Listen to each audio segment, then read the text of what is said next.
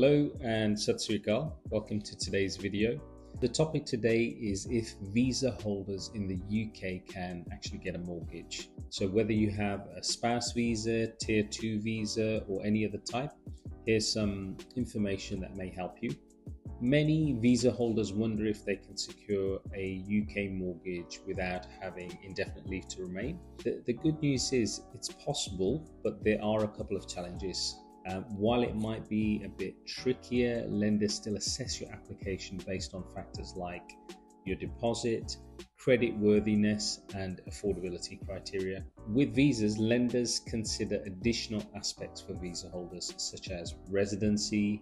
The time left on your visa is really important, and the deposit you can provide is also really important. So the path to your UK mortgage might have a few twists, but it's certainly doable.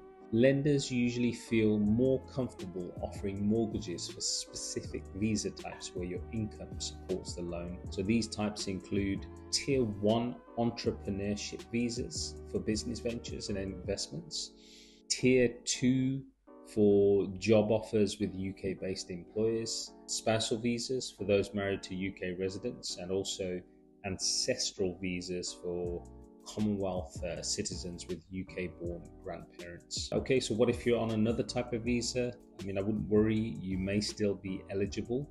It's worth exploring your options. So the sort of standard steps to securing your UK mortgage for visa holders. First, you'll need to gather essential documents, including proof of ID, residency, name and addresses, income and outgoing, standard stuff. But you really need to ensure you meet the lender's basic criteria for foreign nationals, which can be a little bit different for each lender. This step is crucial for a smooth application process. Before approaching a lender directly, just go to a broker. They will check the policy details for you.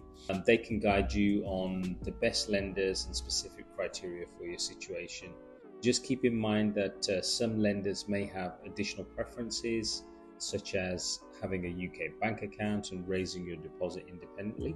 So they don't really like gifted deposits for visa holders so much. If you're on a spousal visa, many lenders will require a joint application with your partner, which is a standard process at the moment anyway. Potentially, this will also increase your eligibility for the larger loans. Lenders kind of assess using a debt to income ratio, DTI.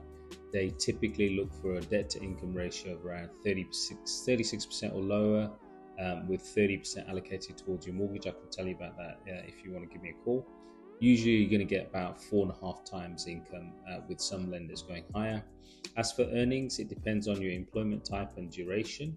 So there you have it. I would say no gifted deposits. Make sure you got plenty of time left on your visa, and you've got a good opportunity to still get a mortgage. Every situation is unique.